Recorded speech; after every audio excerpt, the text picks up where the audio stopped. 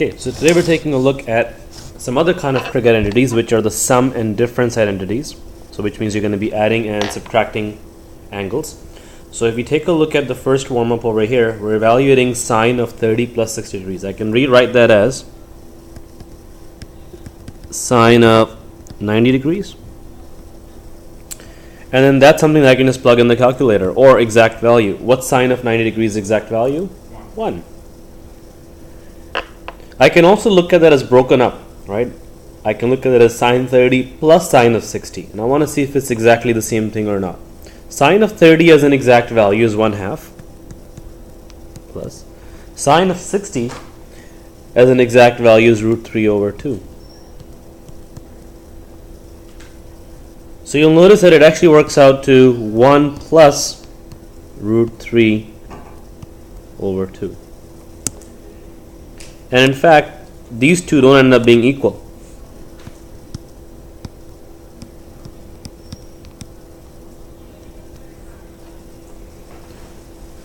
So we notice that sine function is not distributive.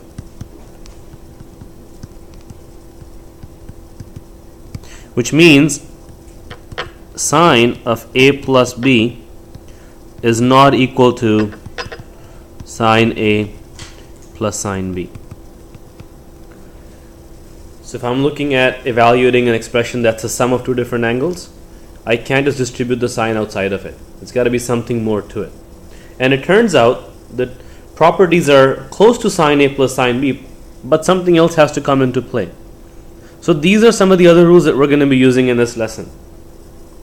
Anytime you want to find the sine of two angles being added together, we can separate them out using this property. Sine of a plus b will just be sine of a multiplied by cosine of b plus cosine of a multiplied by sine of b. And similarly, cosine of a plus b will be cos a cos b minus sine a sine b, and so on and so forth. So we now have these new extra set of rules that we're going to use to help us solve some trig identities. So let's take a look at our first one. We want to verify that in fact sine of a plus b does equal sine a cos b plus cos a sine b. I could be making that up. So we actually want to verify it. And one of the ways we can verify it just by plugging in some numbers. So I'll plug in 30 and 60 just like I did up here. Right? I showed that sine of 30 plus 60 is 1. I also want to show that this method will give me 1. Or this property will give me 1. So the left hand side is the same as above. So I'll get sine of 30 plus 60, which is the same as sine of 90, which is equivalent to 1. So by plugging in alpha 30 beta 60, I get sine 90, which is 1. On the right hand side, I plug it in the second expression here. I get sine of alpha, which is sine of 30 degrees, multiplied by cosine of 60 degrees. And then add to that cosine of 30 degrees multiplied by sine of 60 degrees. Right? I'm just replacing alpha and beta with those numbers. Now I can evaluate this expression. Sine of 30 is 1/2. Cosine of 60 is also 1/2. So we got 1/2 times 1/2. Plus cosine of 30 is root 3 over 2. Sine of 30, or sine of 60, sorry, is also root 3 over 2. Now if I look at this, I'll get 1/2 times 1/2 is 1/4 plus root 3 over 2 times root 3 over 2 is 3/4, which actually results in 1. So now I've got an expression where left hand side does equal right hand side, which means the expression that I'm using above must be in fact true. Right? This statement must be true.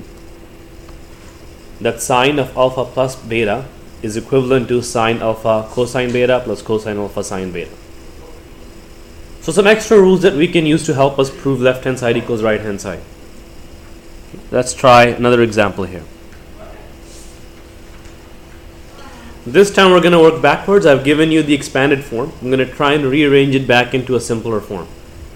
First check and see which trig identity you would use to work with, and then use that trig identity to try and write it in simpler form. So I'll give you a few minutes to go ahead and try that.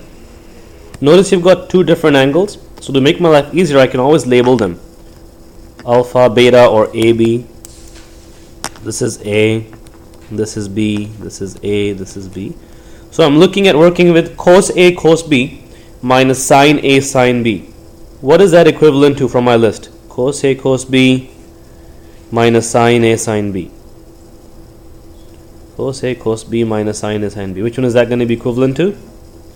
The second one, cosine of A plus B. So I can actually go ahead and simplify this expression and combine it into cosine of 5 pi over 6 plus pi over 8.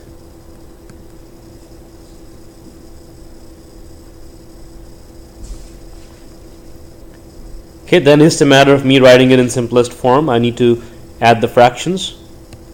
So to add fractions, I need to have common denominator. So I'll get times this by 4, times this by 3. So I'll get 20 pi over 24 plus 3 pi over 24, which gives me cosine of 23 pi over 24. Now unfortunately 23 pi over 24 is not an exact value solution, so I can't use special triangles. Pi over 24 is not an exact value reference angle, so I'll have to evaluate it using my calculator. Make sure you're in the radian mode. Plug that into your calculator, cosine of 23 pi divided by 24, and then see what you end up with. And we'll round to the nearest tenth. Negative 0.99 is what we should end up with. 1/4, so we'll round to the nearest hundredth to 2 decimal places. Negative 0.99. Are we okay with that? Okay. Similarly, you try the next one. This one is a different property. See which one it's going to match up with and try and simplify that.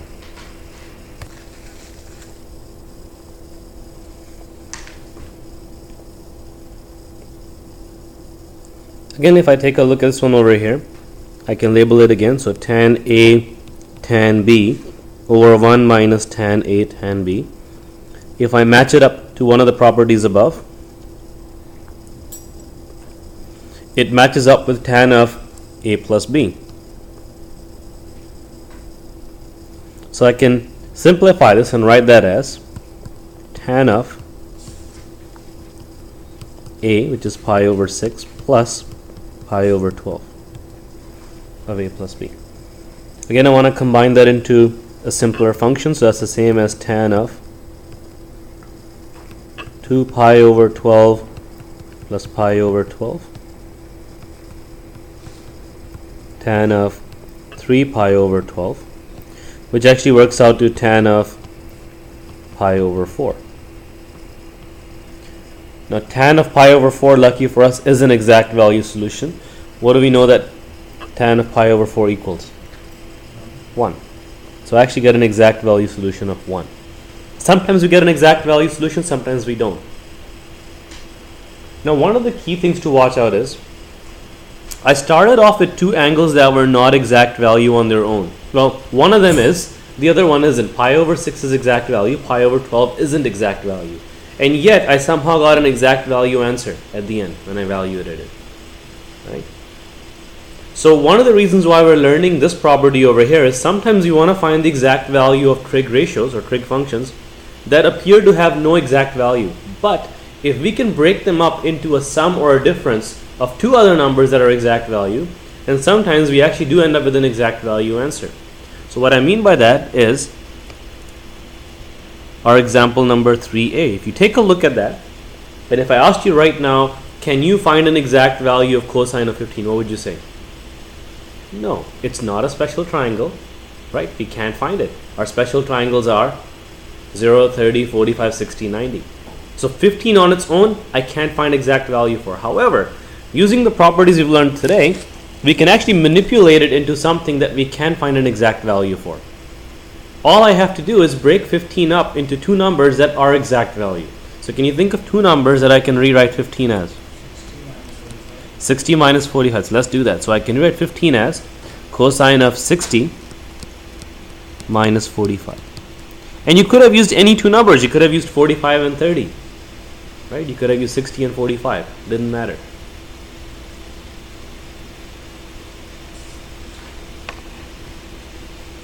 So I can rewrite cosine of 15 as cosine of 60 minus 45.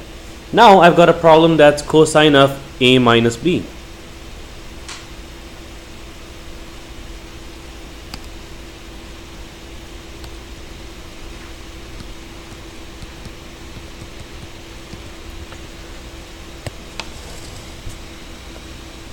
This means I can go ahead and rewrite that as an expanded form of cosine of a minus b.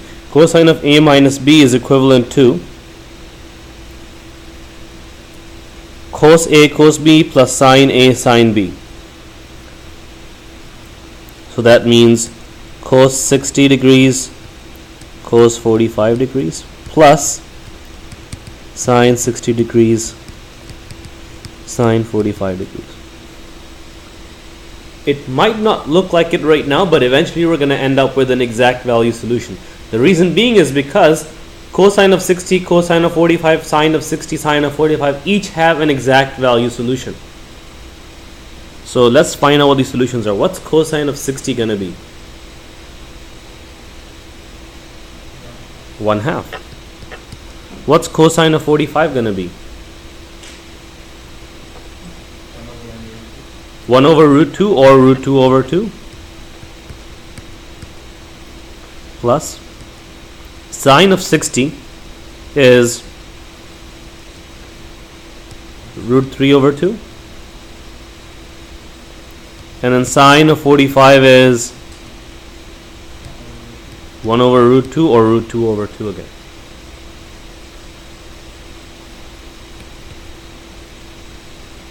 So I'll get root 2 over 4 plus root 6 over 4. Think back to radical multiplication from grade 10, right? Root 3 times root 2 is going to give you root 6.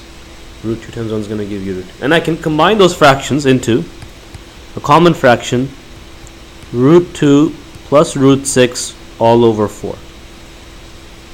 And that is an exact value solution. I know it doesn't look like an exact value solution because you're used to exact value solutions like root 2 over 2 or root 3 over 2, but that is also an exact value solution. It's exactly an expression. No decimals, no fractions, nothing else to it.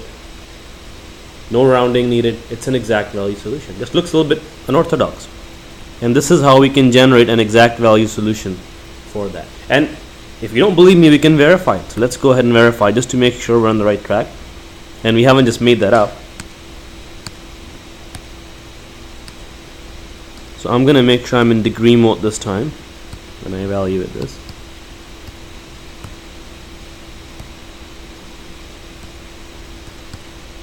So cosine of 15 degrees is that decimal 0.9659. And then if I take this expression in brackets, second square root of 2 plus square root of 6 divided by 4, I also get the exact same value, 0.9659258263. So that means they are equivalent. So that means cosine of 15 does in fact equal that exact value solution. Right, so it's a really neat property. It lets us find the exact value solutions even to the numbers that we didn't think we could get an exact value solution for. And of course it's not going to work with all the numbers. It's only going to work with the ones that we can add or subtract using the special value trig numbers. So you try the next one, sine of 7 pi over 12. It's a tiny bit tricky, but I think you guys can figure it out. Same idea.